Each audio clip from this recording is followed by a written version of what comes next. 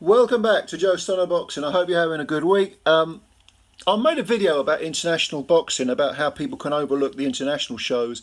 And obviously I'm in the UK, so a lot of these terrific cards from Mexico, well, really any part of the world, sometimes they get overlooked, even though there are more ways to watch boxing now than there's ever been. There's more platforms. And even the hardcore fans can do this. And some of the comments you left underneath that video were interesting, because you mentioned, the tribal element, how certain local, domestic shows are obviously promoted much more than international ones.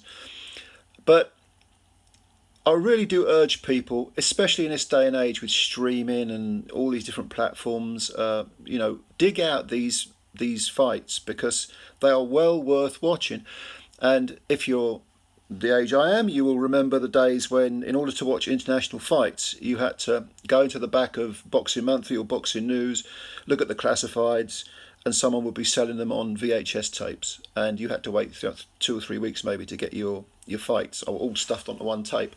Well, we don't need that now. We haven't got that now, because everything's online and it's streamed and it's marvellous. It's brilliant, if you're a big boxing fan. So with all that in mind, and all that long-winded little preamble, let me remind you of what I think is going to be, or let me make you aware of what I think is going to be, a terrific fight between Alexis Rocha and Giovani Santillan. And this is a fight between two southpaws. Santillan's 31, Rocha's 26. Like I say, both southpaws and both very aggressive fighters. Now, I think this is going to be a good fight. Having said that, I can be wrong, because a few weeks ago I said, watch the Eriksson-Lubin fight, it's going to be brilliant, and it was like, watching Gerda's rust. It was so dull, it was incredibly dull. But with this, if you look at their styles, like I say, both aggressive come forward fighters, very similar in style.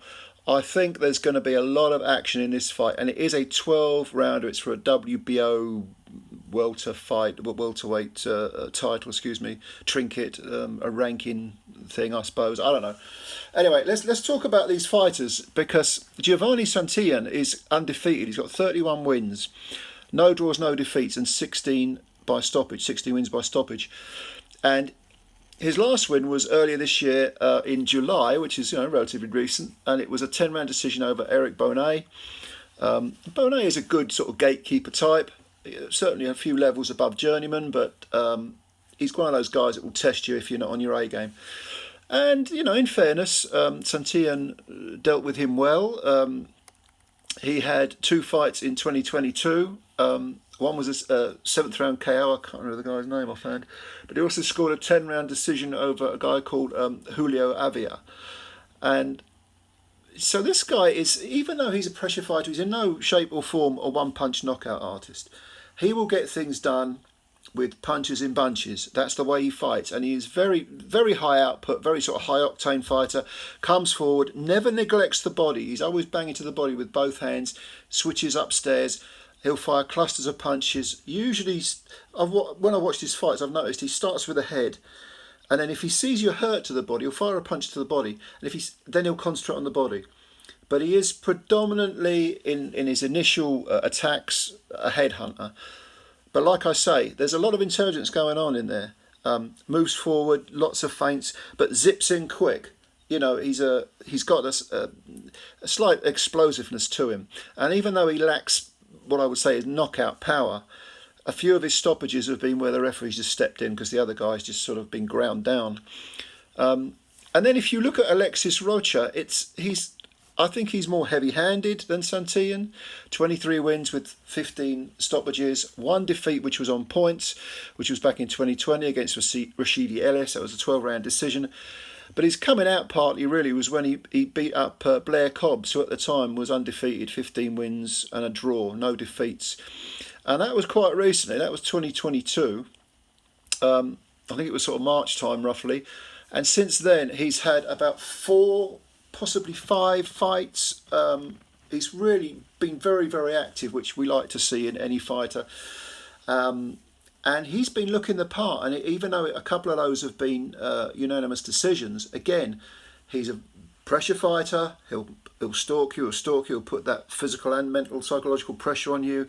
You find yourself sort of backing off and worrying about what's coming at you rather than what you're going to do. That's certainly the way the Blair Cobbs fight went.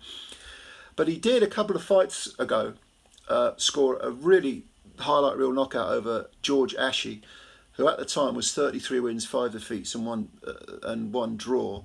And he had Ashe on the floor, I think it was in the third, and then in the 7th round he flattened him. He just levelled him. Ashe was out, eyes open, totally concussed. So I think he's got some serious power when he can land cleanly. It's in a sense it's his style that this is Rocha I'm talking about. His style that kind of, because he likes to fire, even though he's a bit, thinking about it, he's a little bit more reticent than Santillan. He won't fire as many punches, but he likes his combinations. He won't go looking for a one-punch knockout, which is a good thing. But when he does land cleanly and flush, there's some real power there. And even though he's, quote unquote, only got 15 KOs in 23 wins, I think his hands are heavier than perhaps you might think. And certainly Blair Cobbs, who got stopped on his feet, he was just getting overwhelmed. That he can stop you that way, or he can flatten you like he did with George Ashe. His last fight was against Anthony Young. He scored a 5th round KO. That was in May of this year. So both these guys have been active, really active, and that's what we want. But there's a little bit more precision with Alexis Rocha. Santillan is a guy who will overwhelm you in that sort of Joe Calzaghe type of way. Rocha a little bit more thoughtful, but like I say, if he gets you hurt, suddenly his hands are moving, and they're moving in bunches. And another guy who can go to the body very, very well. Another guy who moves in quickly. I would say Santillan is slightly more cavalier, slightly more reckless. Might not be the right word, but you know what I mean. He'll move in quick. How do I see this fight going over 12 rounds? I think it's going to be a barn burner. I think I think it'll be nip and tuck for the first half of the fight. A lot of action in the second half of the fight. I mean, to be honest with you, I can see a lot of these rounds being action-packed, but it's that sort of repetition thing where, you think it might be a hard fight to score as well, but you're thinking, okay, someone's getting the ascendancy here, and then the other guy will take over for, maybe 2 minutes of a round, and then I see it as being a very, very competitive fight. But in terms of precision and of it's perfectly possible Santillan can outwork Rocha, maybe outpoint him, but I'm going to go for Rocha on precision, a bit more power. I think he might hurt Santillan more than he gets hurt. And I see probably in the last quarter, last 3 rounds, last 4 rounds, the last third of the fight, Rocha taking over a little bit and just pinching a decision, probably a 115, 130, maybe a 116, 112. But I think this is going to be a very, very good fight, and I strongly recommend you watch it. So that's my prediction. Rocha to win on points against Giovani Santillan, but close-ish, 115, 113, 116, 112. This fight is on DAZN at the weekend, October the 21st. Check it out. I think it will be a good one. All right. So if you know these fighters and you've got any comments to make, or if you're looking forward to this fight, I think it's going to be a good card in general. Actually, very, very good card. Because where is it now? It's over. It's not in Mexico. It's in the US. It's in California, I think, in Inglewood. And there are plenty of fights on there that then they don't look like one-sided fights either. There's a few matchups that you think, okay, yeah, I like the look of that. It's a couple of undefeated lads fighting each other, even on the undercard, which I always like to see. But go and have a look. It's on DAZN. Tell me what you think of this fight coming up. Thank you for subscribing to the channel. If you are new and you could subscribe, that'd be brilliant. And hit the like button as well if you don't mind. That's a big help to us. And spread the word about Joe Stunner Boxing. I appreciate your time as always. And bye for now.